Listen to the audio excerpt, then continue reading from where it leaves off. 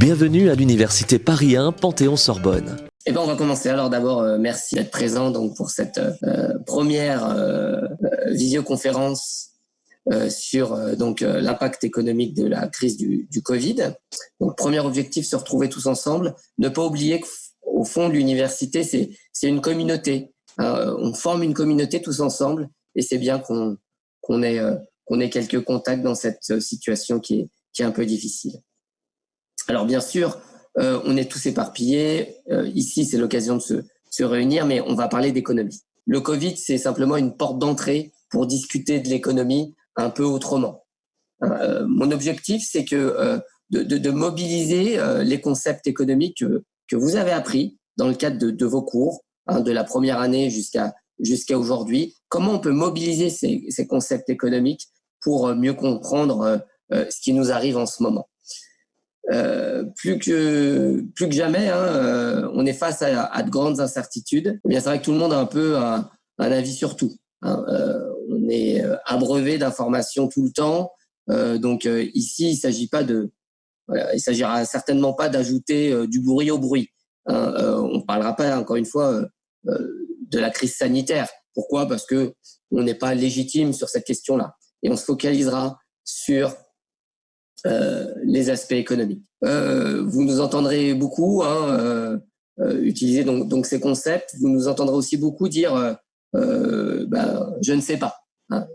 C'est un bon exercice parce que dans le cadre de vos cours, on a peu l'habitude de fonctionner ainsi. Là, vous verrez, il y a plein de questions qui restent sans réponse. Je pense que c'est un bon exercice pour vous aussi d'entendre ça.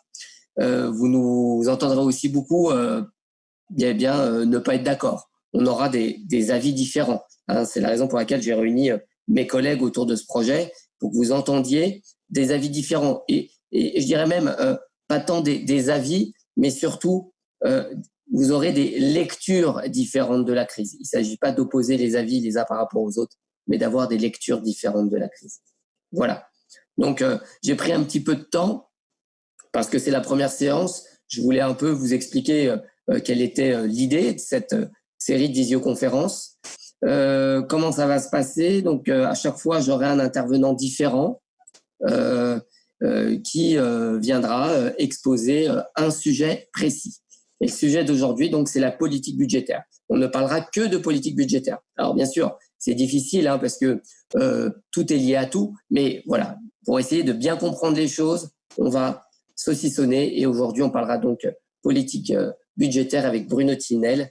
Lundi, on se retrouve pour parler des aspects monétaires. Mercredi, on parlera de la crise financière, voilà, et ainsi de suite. Les 3 points que l'on va aborder aujourd'hui sont les suivants. D'abord, rappeler les perspectives de croissance pour les mois à venir. Alors ça tombe bien puisque il y a quelques jours à peine, le FMI a livré ses premières analyses. L'INSEE a fait de même il y a quelques jours. Donc on commence à avoir quelques chiffres sur les perspectives de croissance, alors, perspectives surtout de récession, comme vous vous en doutez. Ça, ce sera le premier point, un point un peu descriptif. Ensuite, un rappel plus théorique. Pourquoi on a besoin de dépenses budgétaires en ce moment ? Vous avez tous une idée sur la question, mais je vais essayer de bien organiser les arguments. Enfin, une question peut-être un peu plus polémique. Je laisserai Bruno vraiment insister sur ce point. Faut-il s'inquiéter de la hausse des déficits publics ? Parce que les dépenses budgétaires, évidemment, ça va s'accompagner d'une hausse des déficits publics. D'accord ? Donc, le premier point sur les perspectives de croissance. Voici la croissance du PIB mondial par tête depuis les années 90. Alors, pourquoi depuis les années 90 ? Pour avoir un peu de perspective historique. Vous êtes tout jeune, vous avez une vingtaine d'années et vous n'avez pas une vingtaine d'années, vous avez déjà connu 2 crises majeures, parmi les plus importantes sur les 50 dernières années. Donc, ce graphique, je le dois à un de mes collègues, Martin Anotta. N'hésitez pas à aller sur son site. Il est très actif en ce moment et c'est plutôt bien fait.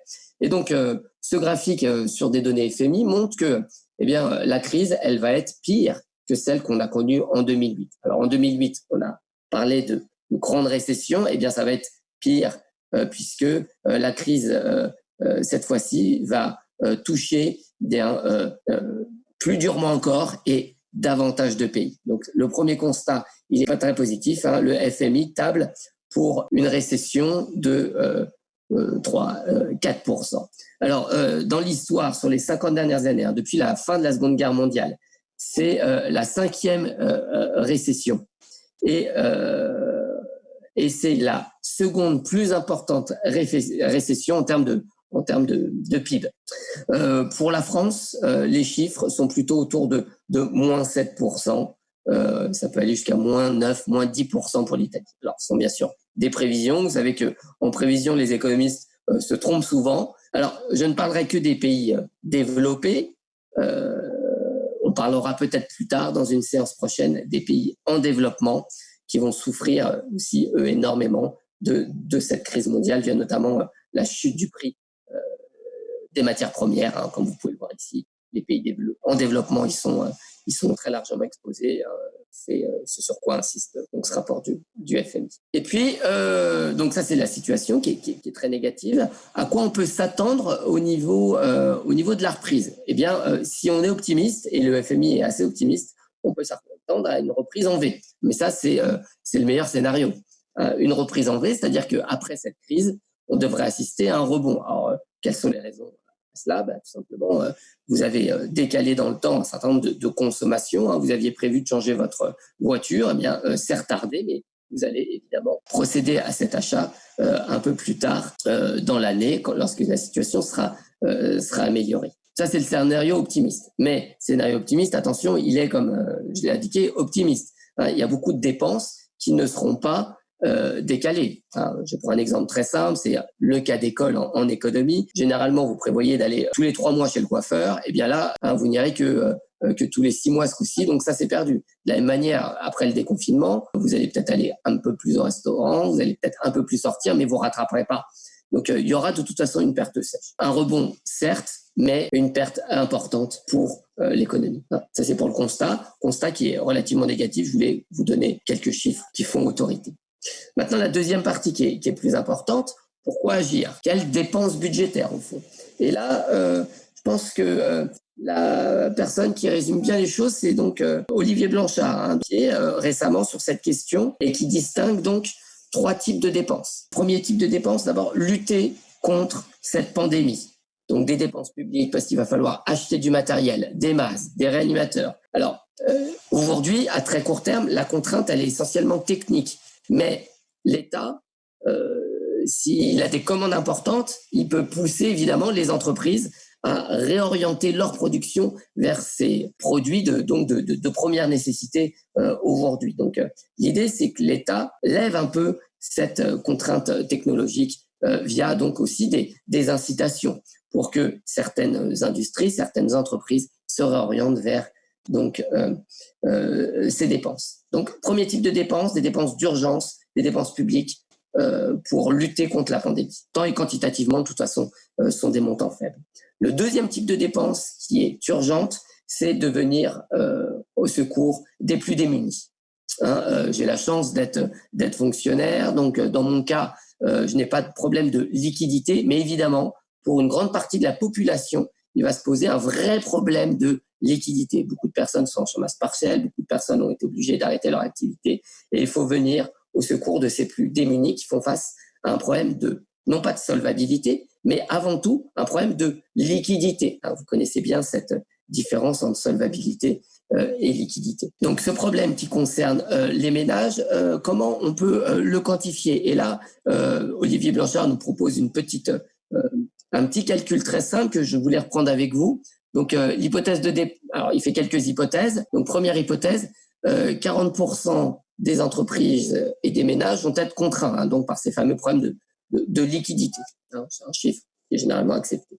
Et puis, on va se fixer un taux de remplacement de 80%. D'accord? Ça veut dire que l'État se fixe comme objectif de fournir à ces ménages en difficulté 80% de leurs revenus habituels. Donc, ça représente combien? On va être une petite multiplication. Ça veut dire que ça va représenter 32% du revenu total, 32% du PIB qu'il faudra remplacer chaque mois de confinement. Et si on envisage qu'il y a une baisse de 35% de la production, alors chaque mois, c'est 11% du PIB qu'il va falloir financer. 11% du PIB chaque mois, c'est donc l'estimation d'Olivier Blanchard. Alors, si on fait l'hypothèse maintenant, comme le fait Olivier Blanchard, d'un confinement de 2 mois, et puis pour être prudent, on imagine qu'il y a un confinement partiel les 6 mois suivants, parce que vous l'avez certainement entendu, il est possible qu'il y ait d'autres vagues, on ne sait pas. Quoi qu'il en soit, si on veut être prudent, il faut considérer la possibilité que l'activité se reprenne,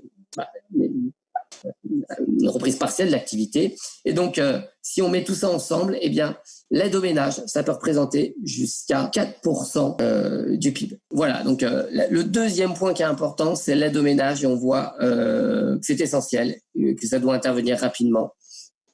Et d'ailleurs, vous l'avez vu, c'est ce qui a conduit donc les États-Unis, c'est le programme le plus important à verser donc des chèques aux Américains. Le Japon a fait de même. Alors aux États-Unis, c'est 2000 milliards qui vont être versés. Je disais, premier point, la lutte contre la pandémie. Le deuxième point, eh bien, venir en aide aux plus fragiles. Et troisième point, c'est le soutien à la demande globale. Et donc là, on est dans une politique budgétaire qui est plus classique et de type keynésienne, si vous voulez, et soutien à la demande globale. Alors, il faut bien le comprendre. Je crois qu'il y a 2 points importants. Le premier point, c'est qu'à très court terme, ça ne sert à rien. Aujourd'hui, on est tous confinés. Le soutien à la demande, il ne va intervenir au moment du déconfinement. Alors, je vais répondre un tout petit peu aux questions qui m'ont été posées sur le petit calcul que je vous présentais juste après. Donc, ce ne sera pas sur l'EPI, mais peut-être que la vidéo, je la mettrai en ligne sur YouTube et vous pouvez regarder. Et puis, le plus simple, je vous donnerai des références à la fin sur tous les articles que j'aurais cités. Donc, le blog de Martin Hanotta, l'article donc d'Olivier Blanchard. Je parlerai tout à l'heure d'un article de Paul Krugman. Toutes ces références seront données à la fin. Et puis, aussi une question sur le calcul. Non, on ne considère pas que le confinement partiel a le même impact que le confinement total, justement. Si on considère un confinement à moitié, eh bien, Olivier Blanchard, dans son petit modèle, il prend un facteur 1,5. Et enfin, Rose Portier me demande comment sont financées ces mesures. Eh bien, c'est le troisième point de l'exposé. Elles vont être financées par de l'endettement. Alors, est-ce que cette dette, elle sera ensuite monétisée ou pas? C'est une autre question, mais cette question-là, je l'aborde pas aujourd'hui. On l'abordera lundi prochain. D'accord? Donc, je parle uniquement ici des dépenses publiques. Comment ces dépenses publiques sont financées, et en particulier, est-ce qu'elles seront monétisées? On en parlera lundi avec Nicolas Canry et Jésabel Coupé-Sibouer. D'accord? Voilà, donc je poursuis. Je vous disais, le troisième point, c'est le soutien à la demande globale. Alors, ce soutien à la demande globale, il est un petit peu particulier parce que on est en période de déconfinement. Comment dit, la crise, la récession plutôt, j'ai employé des guillemets, attention, elle est voulue. Elle est voulue, alors elle est en grande partie subie pour réagir à cette crise, mais elle est voulue au sens où on limite les dépenses, on limite la production, on limite la consommation. On le fait bien sûr pour sauver des vies, c'est la seule solution que l'on a aujourd'hui. Mais vous voyez bien que c'est différent d'un choc habituel où la récession est provoquée par une insuffisance de la demande potentielle. Là, il pourrait y avoir de la demande. Volontairement, on a décidé, à juste titre, de limiter la consommation, de limiter la production. Et c'est pourquoi je trouve que l'article de Paul Krugman est très intéressant parce que il montre en quoi cette récession est très différente des précédentes. Lui, il va parler de coma artificiel. Il parle de corona coma. Et je trouve que ce terme, ce concept, ce terme, il est assez symptomatique de la situation actuelle où on s'est mis en coma artificiel. Encore une fois, pour des raisons sanitaires. Donc, le soutien à la demande globale, il doit se comprendre dans ce contexte très particulier. Et c'est la raison tout à l'heure pour laquelle je disais que le soutien à la demande globale, il ne va pas intervenir tout de suite. Mais évidemment, en période de déconfinement, il faudra un soutien à la demande globale pour relancer. Je vous ai montré tout à l'heure qu'il y aura une perte nette. Il faudra bien que l'État compense. Et donc, des dépenses budgétaires, ça va se traduire par un ratio dette sur PIB qui va considérablement augmenté pour 2 raisons. Hein. Je ne l'écris pas ici, mais vous l'avez bien en tête. Hein. Le ratio dette sur PIB, la dette va augmenter du fait des dépenses budgétaires et le PIB va baisser. Hein. Au numérateur et au dénominateur, on va avoir un effet qui pousse à une augmentation de la dette publique. Pour rappeler quand même quelques ordres de grandeur, là aussi, je vais utiliser les graphiques de Martha Nota que vous pouvez retrouver sur son blog, encore une fois, qui est vraiment bien fait. Vous voyez ici donc l'évolution de la dette publique nette des pays développés. Bon, le Japon, évidemment, dans une situation assez particulière, mais en France, qu'est-ce qui s'est passé? On est sur une tendance à la hausse depuis de nombreuses années, mais surtout entre le début de la crise financière de 2007-2008 et aujourd'hui, on a augmenté de 40% ce ratio de dette publique. On était un petit peu en dessous de 60% juste avant la crise en 2006-2007 et on est aujourd'hui à près de 90% de dette publique rapportée au PIB. Eh bien, les estimations aujourd'hui sont de l'ordre de 30 points de PIB en plus. Les programmes de relance, ça devrait représenter 30 points de PIB en plus. Alors, la grande question, c'est bien sûr comment on va financer cette dette. Et est-ce que cette dette, elle est soutenable? D'où va venir l'argent? L'argent, il va venir de l'épargne. Or, la chance aujourd'hui, c'est que cette épargne, elle est abondante. La question clé, c'est qui est sur toutes les lèvres. Faut-il s'inquiéter de l'augmentation de la dette publique? Vraiment, une grande majorité, c'est pas moi, une grande majorité des économistes ont tendance à répondre que non, ce n'est pas le problème numéro 1 aujourd'hui. Alors bien sûr, et évidemment, la dette en soi doit être gérée du mieux possible, mais aujourd'hui, ce n'est pas la priorité, d'abord parce que la crise sanitaire ne nous laisse pas trop le choix, et puis ensuite, je vous le disais, le contexte est quand même plutôt favorable parce qu'on est en excès d'épargne. Deuxième élément, c'est qu'en période de crise, eh bien, les ménages, leur premier réflexe, quand ils le peuvent, c'est de développer une épargne de précaution. Donc, cet excès d'épargne, à moyen terme, il va se poursuivre, même après le déconfinement. La question clé aujourd'hui, sur la soutenabilité, le point clé, c'est d'observer que les taux d'intérêt sont très bas. Or, la soutenabilité de la dette publique, elle dépend essentiellement, ça fait longtemps que Blanchard insiste sur ces questions-là de manière très convaincante, la soutenabilité de la dette publique, elle dépend de 2 paramètres, le taux de croissance évidemment et le taux d'intérêt. Et la dette est soutenable, elle se rembourse progressivement dès lors que le taux de croissance est supérieur au taux d'intérêt, dès lors que G est supérieur à R. Eh bien, aujourd'hui, on a une situation où G, de manière provisoire, est certes très faible, mais on a des taux nuls, voire presque négatifs. Donc, on peut légitimement espérer que G soit supérieur à R. Je suis arrivé, Günther.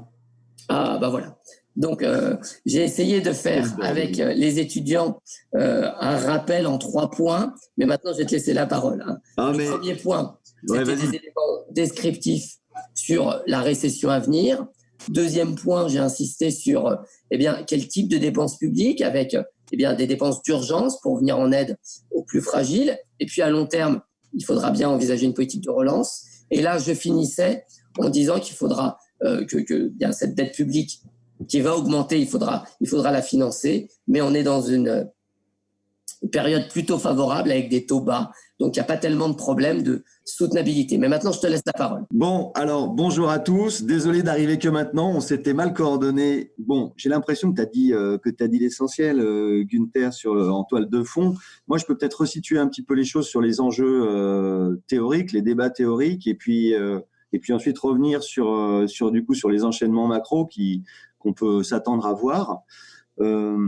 Pendant longtemps, à partir des années 70, il y avait une grande division dans notre profession. Il y avait d'un côté les keynésiens qui continuaient à raconter le message de Keynes sur le thème la dépense publique a un effet multiplicateur. Et puis d'un autre côté, les héritiers de la première synthèse, les héritiers de ISLM en quelque sorte, ont fait évoluer leur modèle et sont allés sur une position plus anti-keynésienne en ayant de plus en plus de doutes sur les effets de la politique budgétaire, avec l'idée que au fond il y avait des effets d'éviction qui en fait étaient massifs. Et ils se sont calés petit à petit à partir des années 80 sur l'idée qu'existait le principe de l'équivalence ricardienne. L'idée de l'équivalence ricardienne, c'est que les agents économiques ne se comportent pas de façon keynésienne, c'est-à-dire que si le gouvernement fait une politique budgétaire expansionniste, eh bien les agents économiques vont réduire leur consommation avec l'idée que les impôts futurs vont augmenter, et du coup ça annule l'effet multiplicateur de la politique budgétaire. Bon voilà, donc en gros, la deuxième synthèse, celle qu'on a appelée du nouveau consensus, qui a pris forme ensuite dans les modèles DSGE, au moins une partie d'entre eux. Donc c'est une synthèse qui est seulement keynésienne à court terme, donc on peut avoir des effets keynésiens, mais ils sont juste temporaires. Et l'effet de la politique budgétaire est très limité.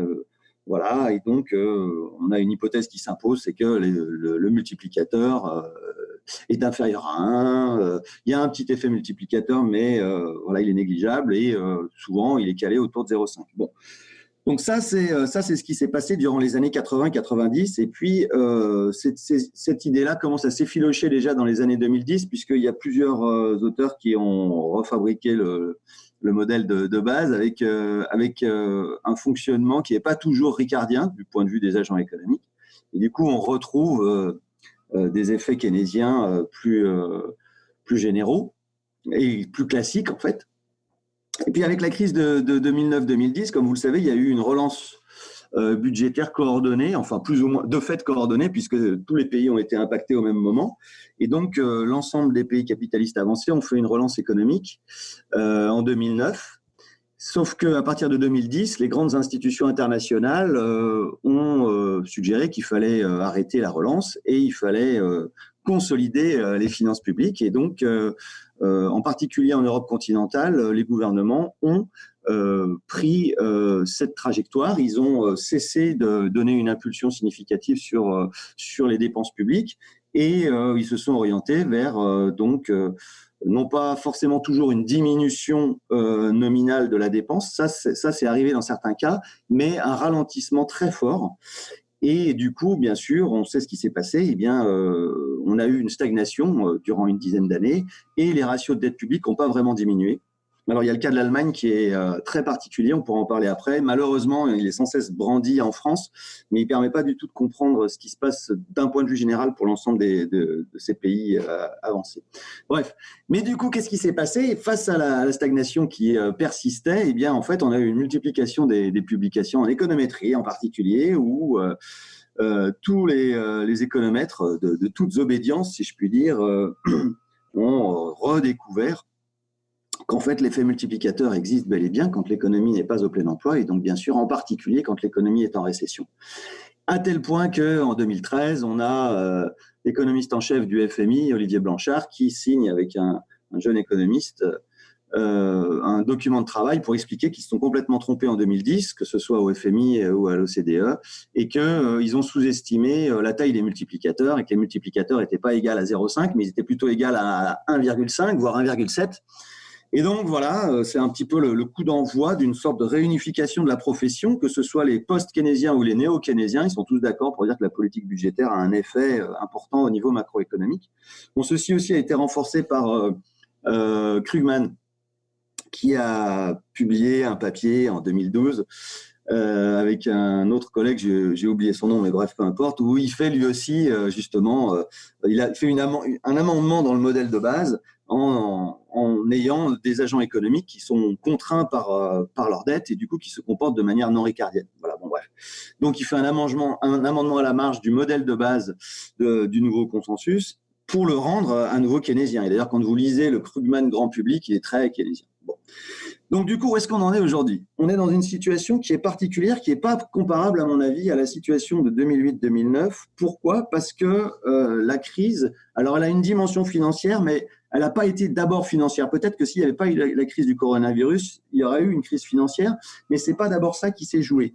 Donc, ce qui s'est joué, c'est que, évidemment, comme vous le savez tous, nos économies, elles ont été en quelque sorte fermées d'office. Et du coup, moi, ce qui me frappe au niveau macro, c'est que donc, dans un pays comme la France, l'État socialise énormément les pertes à court terme des entreprises. Il se substitue en partie aux entreprises pour verser des salaires. Mais du coup, qu'est-ce qui se passe du côté des ménages? Eh bien, on a un phénomène d'épargne forcée qui est très important. Voilà. Et donc, on est dans une situation où, pour l'instant, le gouvernement laisse filer les dépenses de tous ordres. Évidemment, les dépenses d'urgence, donc pour faire face à la crise, mais aussi pour permettre aux ménages les plus modestes de faire face à leurs besoins immédiats. Donc évidemment, du coup, ça fait augmenter la dépense publique, la dépense publique et l'endettement public. Mais il faut s'attendre quand même même s'il y a beaucoup de destruction d'emplois, en France, il y en a sans doute beaucoup moins qu'aux États-Unis parce que nos institutions du marché du travail ne sont pas les mêmes et parce que le gouvernement a demandé aussi aux entreprises de recourir plutôt à des dispositifs qui ne soient pas définitifs. Alors ensuite, sur les effets financiers, sur les questions financières pour la dette publique, donc Günther, quand je me suis connecté, il me semble que Günther a dit le point essentiel, c'est que il n'y a pas de contrainte de financement dur, d'abord parce que la Banque centrale quand même est disposée à faire en sorte que les taux d'intérêt restent bas, mais en plus ils sont historiquement bas. On les a jamais vus aussi bas. Ils sont nuls. Même les taux à 10 ans sont nuls pour un pays comme la France. Donc j'ai lu encore hier dans le Figaro. Moi j'aime beaucoup lire le Figaro. J'ai lu dans le Figaro hier qui s'inquiétait beaucoup en disant si les taux d'intérêt augmentent, la France endetée à 112% de son PIB, ça va être terrible. Oui, ça va être terrible, mais de toute façon non, ça sera pas si terrible que ça, puisque de toute façon les taux sont extraordinairement bas. Bon, donc peut-être qu'il y aura des tensions sur les taux d'intérêt, ça n'a rien de sûr. Pourquoi? Parce que d'un côté, la Banque centrale n'a pas intérêt à ce que les économies européennes s'effondrent en quelque sorte après coup s'il y a de trop fortes tensions sur les taux d'intérêt. Et en plus, on est dans une période justement où il y a énormément de liquidités qui sont disponibles du fait de la stagnation et qui cherchent à se placer, et notamment, bien sûr, il y a une demande de bons du Trésor qui est très élevée. C'est d'ailleurs parce qu'il y a une demande de bons du Trésor qui est très élevée que les taux sont très bas. Voilà. Bon, enfin, ensuite, je peux développer, mais peut-être qu'on peut dialoguer ou que je vois qu'il y a des questions. Alors, je ne sais pas encore utiliser Zoom. Il y a des discussions. Donc, Delphine, qu'en est-il des taux d'intérêt réels? Alors, en fait, les taux nominaux sont négatifs. Et bon, là, l'inflation, j'ai pas vu ces derniers jours, mais enfin bon, bref, l'inflation est très basse aussi, donc les taux d'intérêt réels sont aussi peut-être négatifs. Je sais pas, il faudrait faire quelques petits calculs. Je sais pas si Günther, toi, t'as des billes là-dessus. Non, en revanche, je voulais te poser une question, moi, sur ce qui se passe dans les autres pays. Moi, je suis moins spécialiste que toi des aspects budgétaires, hein. Ouais. Mais je pense que les étudiants se posent les mêmes questions et ensuite, après, c'est à eux de poser des questions, hein. Ouais. Donc, on entend ce programme de relance à 2000 milliards qui sera distribué aux ménages américains directement. Ouais.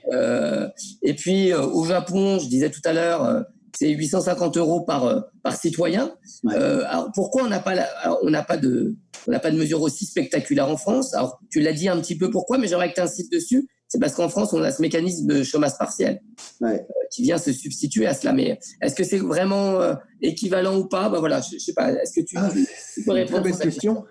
Alors, aux États-Unis, Japon, je connais moins. Les États-Unis, comme vous le savez, ils ont un marché du travail qui est encore moins protecteur que le nôtre, même si le nôtre a été quand même beaucoup transformé.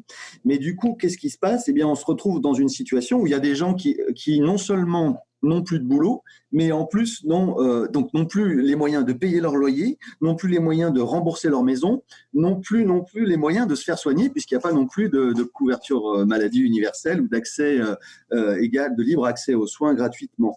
Et donc, on est dans une situation où tout d'un coup, il y a 22 millions, en un mois, il y a 22 millions d'emplois qui sont détruits aux États-Unis avec, donc, du coup, des millions de gens qui sont complètement laissés à l'abandon, laissés à eux-mêmes.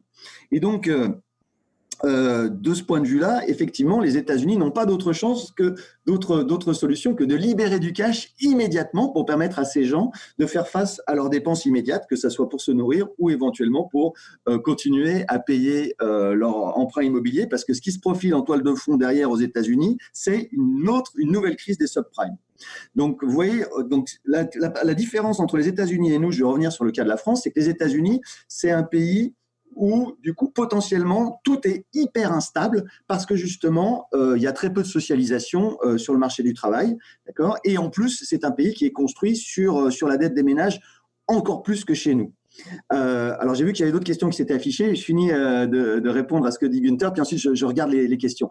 Alors, en France, donc, nous, il n'y a pas forcément besoin d'avoir des mesures aussi spectaculaires parce qu'effectivement, il y a une socialisation, en quelque sorte, a priori, d'une partie des dépenses. Bon, déjà, on a un système de soins qui est complètement différent de celui des Américains, mais en plus, effectivement, le marché du travail fonctionne selon d'autres règles où justement on peut demander aux entreprises de ne pas se débarrasser définitivement de leurs salariés, mais de les mettre dans cette situation donc intermédiaire de chômage partiel où du coup, eh bien, il faut abonder le système d'indemnisation chômage.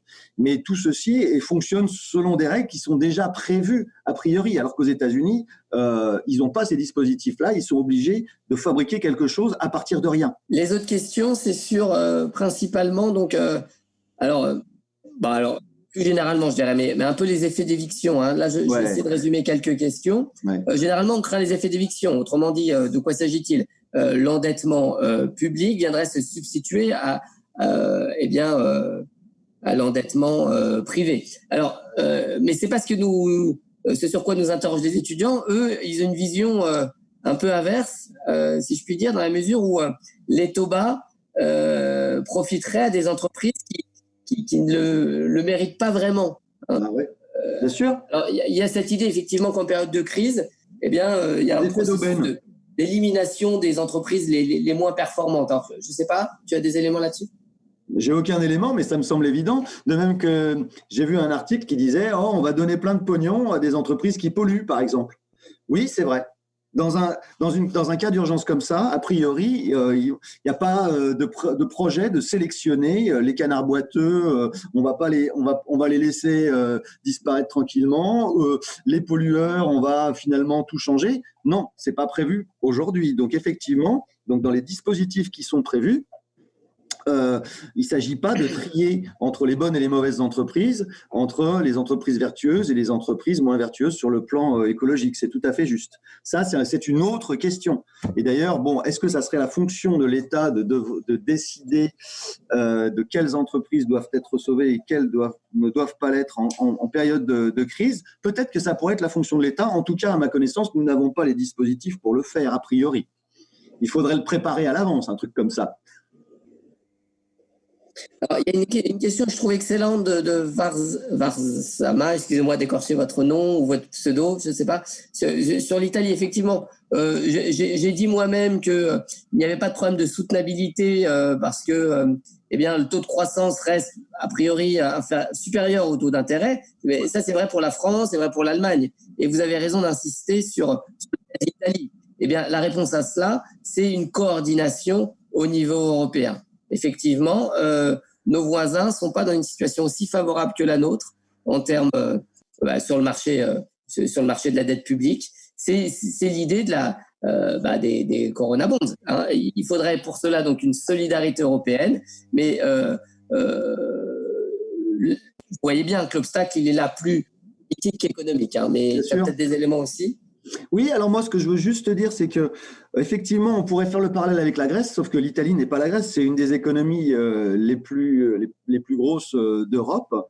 Et du coup, la question qui se poserait si on laissait les taux d'intérêt sur les emprunts du gouvernement italien monter, au bout d'un moment, l'Italie serait obligée de quitter la zone euro. Donc, au fond, ça serait à ses voisins de décider de ce qu'ils veulent faire. Mais je ne pense pas que ça soit à l'ordre du jour d'avoir une fragmentation de la zone euro, en plus, en pleine crise telle qu'elle a lieu aujourd'hui. Donc, j'imagine que par la force des choses, étant donné qu'il n'est pas question que l'Italie ne fasse pas face aux besoins, et donc il n'est pas question d'empêcher l'Italie de s'endetter davantage, j'imagine que les voisins de l'Italie sont obligés, que ce soit par les Corona Bonds ou par d'autres dispositifs. Les Allemands préfèrent utiliser le mécanisme européen de stabilité qui existe déjà, ils ne veulent pas créer un nouveau truc. Bon, on peut les comprendre, ok, j'ai lu l'interview de Schäuble dans la presse espagnole. Bon, voilà, c'est son option. On peut faire avec, c'est sûr. Les Italiens sont contre parce qu'ils trouvent que c'est quelque chose qui ne mettrait pas en œuvre symboliquement et politiquement davantage de solidarité. Et voilà, donc bon, mais comme dit Günther, je suis totalement d'accord, c'est d'abord une question politique. La question politique, c'est l'approfondissement en fait de la construction européenne avec un versant budgétaire auquel les Allemands ne veulent pas accéder. Sur ce point en particulier, d'ailleurs, j'aimerais qu'on ait une séance vraiment particulière dédiée à la réponse au niveau européen. Et voilà, il faut que j'en discute. Donc, un collègue que vous connaissez tous, Luigi, qui pourra vraiment bien nous informer de ces problématiques, de cette situation, en particulier du cas de l'Italie. Il y a une autre question que je trouve intéressante. Et comme oui, et puis je vois que mon collègue Jérôme Glachant me fait part d'une remarque importante. Oui, la dette italienne, c'est vrai, est détenue par la détention domestique de dette italienne est plus importante. Il y a deux pays qui sont très spécifiques en la matière, c'est le Japon, qui a un cas d'école, et l'Italie. Et donc les problèmes de stabilité, de soutenabilité de la dette sont moins importants quand la dette est détenue des résidents. Oui, c'est un point important. Bien sûr. Il y a une autre question qui renvoie à ce qu'on a dit précédemment, alors sur justement le processus de destruction de l'Italie. C'est Beaumont qui parle des contreparties. Et il cite l'exemple de l'Autriche. Merci pour ton exemple, Beaumont. L'Autriche qui demande à Austrian Airlines des objectifs liés à la lutte contre le changement climatique en contrepartie des aides. Et évidemment, on sait que le transport aérien sera très largement impacté. Il y a cette idée aussi, bien sûr, en France, on ne l'a pas mentionné tout à l'heure, merci de nous le faire remarquer, l'idée de contrepartie. Les aides, espérons-le, ne se feront pas sans contrepartie. Ça, c'est un peu la leçon de la crise de 2008. Quand on est venu en aide aux banques, on n'a peut-être pas suffisamment insisté sur les contreparties nécessaires. Alors, bien sûr, il y a eu de la régulation, mais cette régulation a eu du mal à se mettre en place. On aura l'occasion de revenir sur le cas des banques. Mais l'idée, effectivement, d'emblée de réfléchir aux contreparties qu'on peut demander en échange donc, de l'aide d'État, contrepartie d'ailleurs tout à fait légitime, c'est un point important. Merci pour cette remarque. Donc ce sera l'austérité budgétaire en Italie, soit la sortie de la zone euro et le remboursement. Donc je pense pas. Donc oui, alors sur l'après-crise, étant donné qu'en fait on a quand même une impulsion budgétaire qui est importante dans tous les pays européens, je suis pas forcément aussi pessimiste que beaucoup de papiers qu'on peut lire dans la presse, mais bon, c'est peut-être juste mon inconscience. Je pense que effectivement tous les pays vont être davantage endettés, mais ils vont aussi davantage bénéficier des impulsions de leurs voisins. Et donc, je ne sais pas à quel point on peut dire dès aujourd'hui que l'Italie sera forcément obligée d'être dans une déflation, d'être dans l'ultra-austérité. Je pense d'ailleurs que les Italiens n'accepteraient pas. Mais donc, effectivement, si l'Europe n'est pas capable collectivement d'imaginer un plan de relance qui dure plus d'1 an et demi, comme ils l'ont fait la dernière fois, forcément, à nouveau, la question de la fragmentation de la zone euro va se poser parce que ça ne sera pas possible politiquement de faire passer encore 10 ans d'austérité, surtout que ça ne marche pas, l'austérité. L'austérité ne marche pas. Si on veut vraiment faire baisser les ratios de dette publique, il faut qu'il y ait davantage d'activité économique. Et qu'est-ce qui impulse l'activité économique ? Eh ben, en fait, il faut qu'il y ait quelque chose qui amorce la pompe. Et ce qui amorce la pompe, on le sait, c'est la dépense publique. Parce que le secteur privé a du mal à se coordonner et à retrouver le moral tout seul, en quelque sorte. Donc, il faut accepter des hausses massives de dette publique durant plusieurs années. pour relancer l'activité économique et enfin lancer correctement et de manière crédible cette transition vers une économie circulaire, hein, parce que c'est ça l'enjeu face au réchauffement climatique. Et c'est seulement ensuite que les ratios de dette publique vont baisser. C'est sûr qu'ils vont baisser, mais ils ne peuvent pas baisser si l'économie ne démarre pas davantage et si d'ailleurs elle ne devient pas un petit peu plus inflationniste. Et donc il y a aussi derrière, en toile de fond, il y a quand même un problème politique majeur, c'est le problème du chômage de masse et du sous-emploi, parce que nos économies sont en sous-emploi de manière structurelle depuis plusieurs décennies. Et donc, il faut que les gouvernements et les entrepreneurs acceptent qu'il y ait moins de chômage, acceptent que les gouvernements soient plus actifs pour relancer l'économie, et donc que l'économie soit aussi éventuellement un peu plus inflationniste qu'elle ne l'a été depuis 40 ans. On ne peut pas avoir à la fois une stabilité des prix comme on a eu depuis 40 ans, une stabilité et un faible dynamisme économique comme on a eu depuis 40 ans qui nous mène à moins de dettes et moins de chômage. Ce n'est pas possible. Donc, il va falloir remettre à plat les choix qui ont été faits maintenant il y a 40 ans où on a donné la priorité à la stabilité des prix. Je pense que ça fait partie des grands thèmes. Et du coup, bien sûr, la dette publique elle-même, elle est liée en fait au sort de la dépense publique. Le paradoxe du paradoxe, c'est que si on continue à ralentir la dépense publique, on ne va pas baisser les ratios de dette parce qu'on ne va pas améliorer structurellement le niveau de l'accumulation, le niveau de l'activité économique. Et donc, le paradoxe du paradoxe, c'est qu'il faut qu'on accepte durant plusieurs années une accélération conséquente de la dépense publique. Et ça va changer aussi la donne sur le plan financier. Oui. Alors, il y a deux questions sur la reprise, celle de Rose Portier. Et avant cela, il y avait une question sur la reprise en U ou la reprise en V. Alors évidemment, la reprise en V, elle est complètement, c'est du wishful thinking, c'est complètement hypothétique. La reprise, elle sera difficile pour plusieurs raisons. Je vois d'ailleurs dans vos commentaires que vous les connaissez, ces raisons. La première, Rose Portier le souligne, c'est les effets d'hystérèse. On va perdre en compétences. On ne repart pas comme ça, comme si de rien n'était. D'ailleurs, Laurine nous fera un point sur cet aspect-là, je crois, la semaine prochaine, où elle parlera du marché du travail. Et puis, comme le soulignait un de vos camarades, je ne vois plus son nom affiché, mais je vous ai montré tout à l'heure que une des particularités de cette récession, c'est qu'elle touchait tous les pays au même moment. C'est le cas le pire, parce qu'évidemment, il n'y aura pas cette possibilité de jouer sur les découplages. Donc, il va y avoir des effets les effets de contagion sont énormes. C'est pour ça qu'il faut que la reprise, elle ait lieu partout. Elle aura lieu partout, d'ailleurs. Voilà, bon, c'était pour répondre à quelques questions rapidement, mais vos questions étaient tellement bien énoncées que je présume que vous connaissiez aussi la réponse. Moi, je vous propose de s'en tenir à 1 heure parce que c'est pas évident et puis on va finir par dire des bêtises, on en a déjà dit certainement.